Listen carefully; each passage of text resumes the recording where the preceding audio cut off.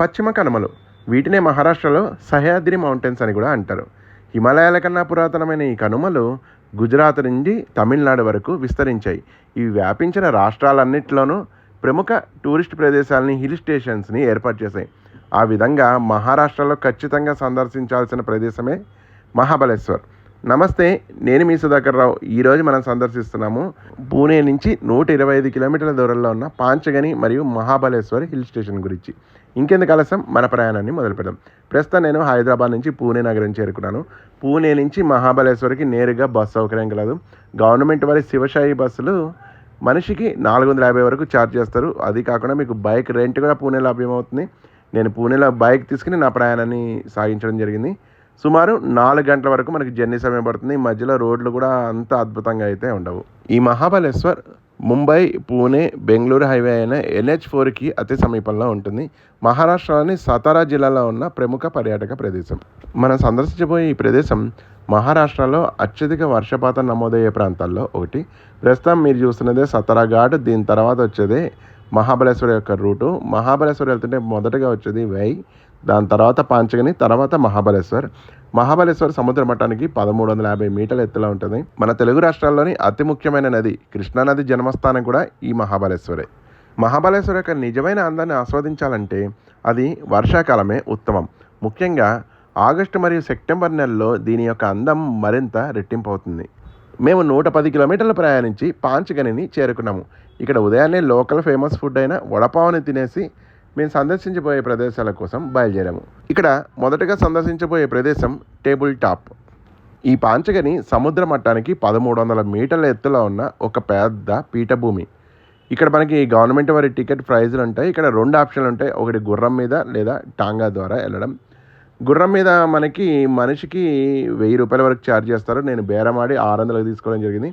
అదే టాంగా అయితే మొత్తం కలిపి 2000 ఛార్జ్ చేస్తారు. ఇది కూడా నేను బేరమాడి 1500కి తీసుకురావడం జరిగింది. ఇదే పాంచగని. దీనికి ఒక ప్రత్యేకత ఉంది. ఇది ఆసియాలోనే రెండో పెద్ద ప్లాట్యూ, అంటే రెండో పెద్ద పీఠభూమి. ప్రస్తుత సమయం ఉదయం 10 గంటలు అండ్ కరెంట్ టెంపరేచర్ వచ్చేసి 16 డిగ్రీలు. ఈ గుర్రం మీద ప్లాట్యూలో ప్రయాణం కొత్త అనుభూతిని ఇస్తుంది మనందరికీ. అండ్ ఈ పశ్చిమ కనుమలు ప్రపంచ వారసత్వ సంపదలో ఒక భాగం, అంటే వరల్డ్ హెరిటేజ్ సైట్ కూడా ఇవి. పాంచగని అంటే మరాఠీలో 5 కొండల మధ్యనున్న భూమి అని అర్థం. బ్రిటిషర్స్ దీన్ని వేసవి విడిదిగా విద్యల కేంద్రంగా మలచడం జరిగింది. 1860వ సంవత్సరంలో అనేక పాఠశాలలు మరియు హిల్ స్టేషన్ని అభివృద్ధి పరచడం జరిగింది. అండ్ మేము ఒక పాయింట్కి చేరుకున్నాము. ఇక్కడ వేడివేడిగా తీసుకున్న ఉప్పుపల్లిలో ఇదే పాంచగని యొక్క పట్టణము. ఇక్కడ అనేక ఉన్నత విద్యాలయాలు ఉన్నాయి. ప్రముఖ సినీతార కాజల్ కూడా ఈ ప్రాంతంలోనే విద్యను అభ్యసించడం జరిగింది. Things to do at Panchgani: trekking, horse riding, boating and paragliding.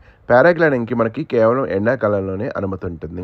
ఈ ప్రదేశం కేవలం పర్యాటక ప్రాంతం మాత్రమే కాదు, ఒక ఆధ్యాత్మిక పౌరాణిక గాథ కూడా ఇక్కడ దాగి ఉంది. ఈ ప్రాంతంలోనే పాండవులు తమ వనవాస కాలంలో కొంతకాలం నివసించారని చెప్తారు. ప్రస్తుతం ఈ గుహ లోపల ఒక చిన్న రెస్టారెంట్ని మరియు చేతి వృత్తుల వారి బొమ్మల్ని ప్రదర్శించడం జరిగింది. దీని లోపలే ఇంకో చిన్న గుహ ఉండి దానికి ఎంట్రీ ఫీజు పెట్టారు. ఎంట్రీ టికెట్ వచ్చేసి 20 రూపాయలు. లోపల ఏ విధమైన వెళ్తారు ఉండదు. మన మొబైల్ టార్చ్లోనే మనం ప్రయాణించాల్సి వస్తుంది. ఇక్కడ ఒక అందమైన శివుడి విగ్రహాన్ని ఏర్పాటు చేయడం జరిగింది. ఎంతో రమణీయంగా ఉంది. దీని ఆపోజిట్లోనే ఈ ప్రాంతంలో పాండవులు నివసించారు అని చెప్పడానికి నిదర్శనంగా పాండవులు కృష్ణుడితో సంభాషిస్తున్న దృశ్యాన్ని చిత్ర రూపంలో అద్భుతంగా చెక్కడం జరిగింది. ఈ గుహని సందర్శించి మన ప్రయాణాన్ని ముందుకు సాగిద్దాం. పాండవుల గుహలు. పాంచగనిలో మనకి బడ్జెట్ మరియు విలాసవంతమైన రిసార్ట్స్, హోటల్స్ కూడా అందుబాటులో ఉంటాయి. వీటి ధర మినిమం 1000 రూపాయల నుంచి 6000 వరకు ఉంటుంది. పాంచగనిలోని ఈ టేబుల్ ల్యాంప్ వస్తే ఖచ్చితంగా సందర్శించాల్సింది సూర్యాస్తమయం. అయితే మేము ఉదయాన్నే రావడం కారణంగా దీన్ని అయితే సందర్శించడం లేదు. సో ఇక్కడతో ఈ టేబుల్ ల్యాంప్కి మనం బాయ్ బాయ్ చెప్పేసి దీని తర్వాత మరో ముఖ్యమైన ప్రదేశాన్ని సందర్శించడానికి వెళ్దాం. పాంచగనిలోని ఈ టేబుల్ ల్యాంప్ సందర్శించడానికి మనకి మొత్తం పట్టే సమయం 2 గంటల 30 నిమిషాలు.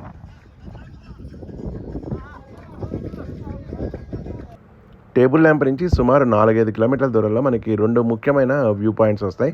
అవి సిడ్నీ పాయింట్ మరియు పార్సీ పాయింట్. ముందుగా మనము పార్సీ పాయింట్ని సందర్శించుకుందాం. పార్సీ పాయింట్, వీటిని సందర్శించడానికి ఎటువంటి ప్రవేశ రుసుము అయితే ఉండదు. ఇదే పార్సీ పాయింట్. యాక్చువల్గా మేము వానాకాలంలో రావడం వల్ల చాలా వరకు పాయింట్లు మిస్ అవుతాయి. లక్కీగా ఇక్కడ మేఘాలు తక్కువగా ఉండడం కారణంగా మనకి అందమైన వ్యూ పాయింట్ని మనం చూడబోతాం. పార్సీ పాయింట్ మీకు దూరంగా కనిపిస్తుంది కదా లేక్, దాన్నే వెన్నా లేక్ అని కూడా అంటారు. అక్కడ బోటింగ్ కూడా చాలా ఫేమస్.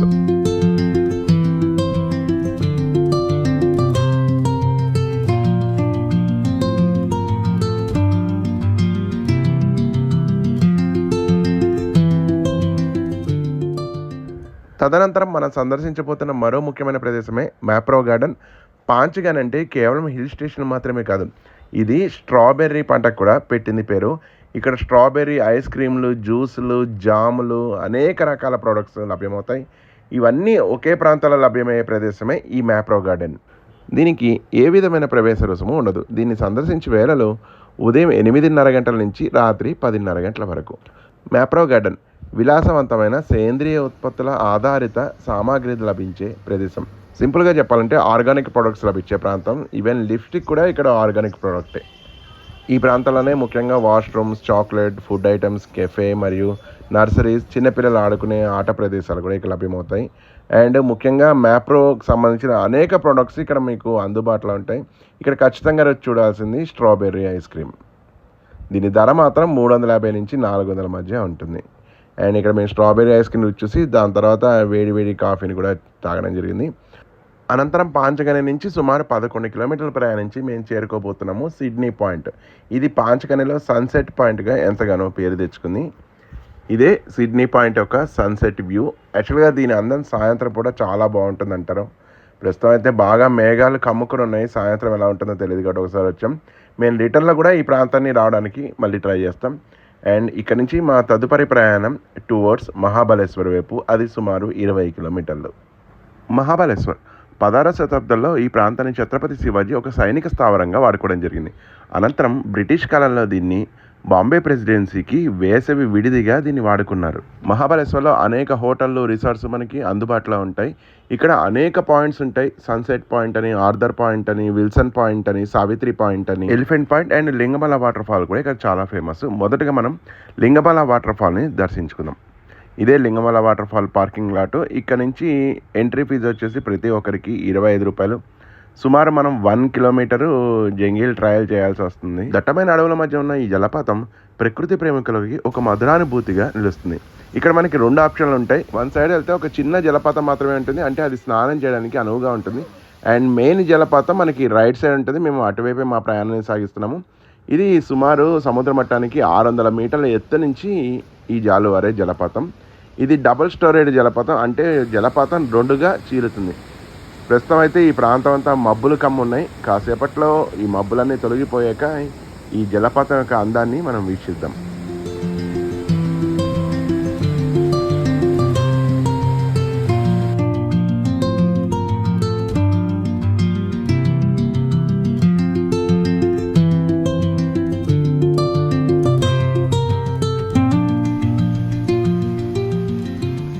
ఈ పారుతున్న చిన్న సెలయేరే మనం చూసిన పెద్ద జలపాతంగా మారుతుంది. అండ్ ఇప్పుడు ఎట్లా లంచ్ టైం అయింది కాబట్టి ఇక్కడ దగ్గరలోనే మేము రెస్టారెంట్లో భోజనం చేయడం జరిగింది. మనం ఏదైనా కొత్త ప్రాంతాలు వస్తే అక్కడ లోకల్ ఫుడ్ని కూడా ఖచ్చితంగా మనం రుచి చూడాల్సి వస్తుంది. ఇది మహారాష్ట్ర థాలీ. అండ్ దీని తర్వాత తీసుకున్న fruit salad with ice cream. భోజనం అనంతరం పశ్చిమ కనుమల అందాల్లో వీక్షించడానికి మా ప్రయాణాన్ని మొదలుపెట్టాం. అండ్ నేను మీకు ముందే చెప్పాను కదా, ఈ జూలై, ఆగస్టు, సెప్టెంబర్ నెలలో పూర్తిగా మనకి పచ్చదనము, మబ్బుల్లో ఉన్న ఫీలింగ్ కలుగుతుంది. ఘాట్ వ్యూస్ కానీ, మంచి వ్యూ పాయింట్స్ కానీ చూడాలంటే డిసెంబర్ నుంచి వాతావరణం చల్లగా ఉంటుంది. దాంతోపాటు అందమైన వ్యూ పాయింట్స్ కూడా కనిపిస్తూ ఉంటాయి. మహాబలేశ్వర్ సముద్ర మట్టానికి 1450 మీటర్ల ఎత్తులో ఉంటుంది. అందుకే ఇక్కడ సడన్గా వాతావరణం అది మారిపోతూ ఉంటుంది. వెంటనే మబ్బులు వస్తాయి, వాన పడుతుంది, తర్వాత ఒక్కసారిగా ఈ విధంగా క్లియర్ స్కై కూడా కనిపిస్తూ ఉంటుంది. ఇప్పుడు మీరు చూస్తున్నది వెన్నా లేక్ వ్యూ పాయింట్ అనమాట. ఇదే వెన్నా లేక్. ఇక్కడ బోటింగ్ కూడా చాలా ఫేమస్. అయితే ప్రస్తుతం వానలు పడడం కారణంగా ఇక్కడ బోటింగ్ అయితే ప్రస్తుతం నిలిపివేయడం జరిగింది. మహాబలేశ్వర్ వస్తే ఖచ్చితంగా చూడవలసిన వ్యూ పాయింట్స్లో ఎలిఫెంట్ హెడ్ వ్యూ పాయింట్ ఒకటి. ఇది లాడ్విక్ వ్యూ పాయింట్ తర్వాత వస్తుంది. దీన్నే నీడిల్స్ వ్యూ పాయింట్ అని కూడా అంటారు. ఇక్కడ మనం గుర్తుపెట్టుకోవాల్సిన విషయం, మహాబలేశ్వర్లో ఉన్న అన్ని వ్యూ పాయింట్స్ ఉదయం 7 గంటల నుంచి సాయంత్రం 6 గంటల వరకు మాత్రమే తెరిచి ఉంటాయి. ప్రస్తుత సమయం మధ్యాహ్నం 2:30 గంటలుగా వస్తుంది. వాతావరణం బాగా చల్లగా ఉంది. 13 నుంచి 15 డిగ్రీల మధ్య ఉండొచ్చు. మనం ప్రయాణించే మార్గం కూడా చూడండి ఎంత రమ్యంగా ఉందో. అండ్ మనం ఎలిఫెంట్ హెడ్ పాయింట్కి చేరుకున్నాము. ఇదే ఎలిఫెంట్ హెడ్. ఒక కొండ అంచు భాగము ఏనుగు యొక్క తల మరియు తొండాన్ని పోలి ఉండడమే ఈ ఎలిఫెంట్ హెడ్ మహాబలేశ్వర్. ఈ ఎలిఫెంట్ పాయింట్ వ్యూ చూడడానికి మనకు అనుకూలమైన సమయం మధ్యాహ్నం 1 గంట తర్వాత నుంచి సాయంత్రం 5 లోపల. ఇక్కడ మేము కాసేపు స్పెండ్ చేయడం జరిగింది. అనంతరం ఇక్కడ దగ్గరలో ఉన్న మరో ముఖ్యమైన పాయింట్ విల్సన్ పాయింట్, దాన్ని చూడడానికి మా ప్రయాణం సాగిస్తున్నాము. అయితే మార్గ మధ్యలో ఎంత అందంగా ఉన్నాయి చూడండి పశ్చిమ కనుమలు. యాక్చువల్గా విల్సన్ పాయింట్ని సన్ రైజ్ పాయింట్ అంటారు. ఇక్కడ సూర్యోదయం ఇక్కడ నుంచి చాలా చాలా అందంగా కనిపిస్తుంటుంది. ఇదే విల్సన్ పాయింట్. ఇక్కడ కూడా కాసేపు స్పెండ్ చేసి మా ప్రయాణాన్ని ముందుకు సాగించాం. యాక్చువల్గా మహాబలేశ్వర్ పాంచగని దర్శించాలంటే మినిమం మనం 2 days స్పెండ్ చేయాల్సి వస్తుంది. కానీ మేము కేవలం 1 dayలోనే మ్యాక్సిమం అన్ని ప్రదేశాలు కవర్ చేయడానికి అయితే ప్రయత్నించాము. అయితే వాతావరణం కూడా మనకి అనుకూలించాలి, లేకపోతే కొన్ని పాయింట్స్ని మిస్ అయిపోతాము. అండ్ ఇక్కడ దగ్గరలోనే మరో ముఖ్యమైన పాయింట్ ఉంటుంది, దాన్ని ఆర్థర్ సీట్ అంటారు. అది చూడడానికి మా ప్రయాణం సాగిస్తున్నాం. మధ్యలో ఒక అందమైన జలపాతం చూడండి ఎంత బాగా కనిపిస్తుందో దూరం నుంచి. ఇదే ఆర్థర్ సీట్కి వెళ్ళే మార్గము. దీనికి ఒక చిన్న నిక్నేమ్ ఉంది, దీన్నే క్వీన్ ఆఫ్ ఆల్ పాయింట్స్ అని కూడా అంటారు మహాబలేశ్వర్లో. ఈ పాయింట్ చాలా అందంగా ఉంటుంది. అయితే మేము పూర్తి మబ్బులు కమ్ముకున్న టైంలో ఈ పాయింట్ యొక్క అంచు భాగానికి చేరుకోవడం జరిగింది, ఆర్థర్ సీట్.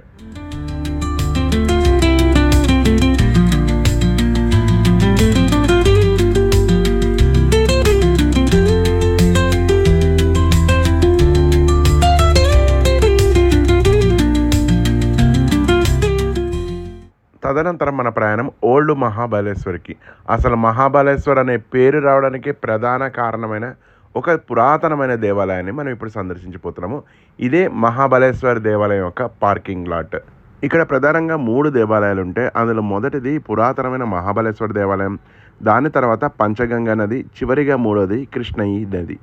ఇదే పురాతనమైన మహాబలేశ్వర్ దేవాలయము. లోపల కెమెరాలకి అనుమతి అయితే లేదు. తదనంతరం ఇక్కడ దగ్గరలోనే 200 మీటర్ల దూరంలో ఉన్న మరో ముఖ్యమైన దేవాలయమే పంచగంగా నది. ఈ దేవాలయాల సమూహాన్ని 13వ శతాబ్దంలో యాదవ రాజులు నిర్మించారు. తదనంతరం 16వ శతాబ్దంలో మరాఠాలు వీటిని అభివృద్ధి పరిచారు. ఇప్పుడు మనం చూస్తున్నదే పంచగంగా నది. ఇక్కడ ప్రధానంగా 5 నదులు కృష్ణ, కోయిన, వెన్న, సావిత్రి అండ్ గాయత్రి నదులు సంగమిస్తాయి. ఇక్కడ నీరు కూడా ఎంతో స్వచ్ఛంగా ఉంటుంది. తదనంతరం మనం సందర్శించబోయే మరో ముఖ్యమైన దేవాలయమే కృష్ణయి దేవాలయం. దీన్నే కృష్ణాదేవరి యొక్క జన్మస్థానం అని కూడా అంటారు. ఇక్కడ అతి పురాతనమైన దేవాలయం ఉంది. ఈ ప్రాంతాన్ని నేను ఇప్పటికీ 3వసారి సందర్శిస్తున్నాను. మొదట్లో ఈ ప్రాంతం అంతగా అభివృద్ధి చెందలేదు, సరిగ్గా రోడ్డు కూడా ఉండేది కాదు. అయితే ఆర్కియలాజికల్ డిపార్ట్మెంట్ వాళ్ళు ఈ దేవాలయ ప్రాంతాలని ప్రత్యేక దృష్టి సారించడంతో ఈ దేవాలయం కొంచెం అన్నా అభివృద్ధి చెందడం జరిగింది. ఇదే అతి పురాతనమైన కృష్ణాబాయి దేవాలయం. దీన్ని 5000 సంవత్సరాల పురాతనమైన దేవాలయంగా ఇక్కడ లోకల్స్ మనకు చెప్పడం జరిగింది. ఇక్కడ ఈ దేవాలయంలో ఒక శివలింగం ఉండి శివుని పానపట్టం నుంచి ఒక సన్నని దార వెలువడి దాని ముందున్న నంది నోట్లోంచి ఒక పెద్ద దారగా మారి మహారాష్ట్ర, కర్ణాటక, తెలంగాణ, ఆంధ్ర గుండా ప్రవహించే కృష్ణానదిగా మారుతుంది. ఇదే కృష్ణానది యొక్క జన్మస్థలం. దీని యొక్క నిజమైన అందాన్ని ఆస్వాదించాలంటే ప్రస్తుతం ఉన్న ఈ వానాకాలమే ఉత్తమమైన సమయం.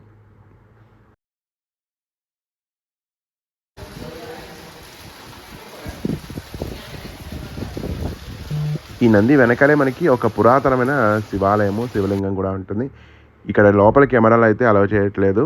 ఈ శివలింగం యొక్క పాన పట్టం నుంచి ఒక సన్నని దారగా మొదలై అది దీని గుండా ప్రవేశించి ఒక గొప్ప నదిగా ఆవిర్భావం చెందుతుంది. కృష్ణయి దేవాలయం మహాబలేశ్వర్. ఒకవేళ ఇదే ప్రాంతం మీరు వింటర్లో కానీ లేదా సమ్మర్ స్టార్టింగ్లో చూస్తే ఈ విధంగా అందంగా కనిపిస్తూ ఉంటుంది.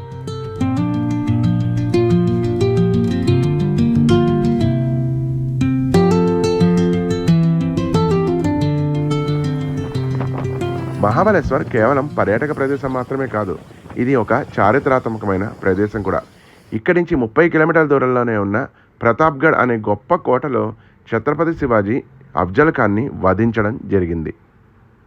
ఈ మధ్యనే యునెస్కో వరల్డ్ హెరిటేజ్ సైట్ వాళ్ళు మహారాష్ట్రలోని ప్రఖ్యాత 15 కోటలను గుర్తించి వాటికి యునెస్కో గుర్తింపుని ఇవ్వడం జరిగింది.